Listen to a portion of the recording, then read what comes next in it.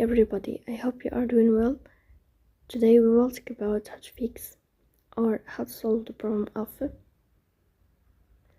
Forcestop on Temu. We click on settings. Here we go to apps, default apps, app settings. On above you will search about Temu and we click. Then we click on Forcestop and we click OK. Here we click on storage. Then we click on clear cache. So that we go to Play Store. You will search about the application of Temu. And here we will update your app if you find update. So that's all. Don't forget to support us by like and subscribe.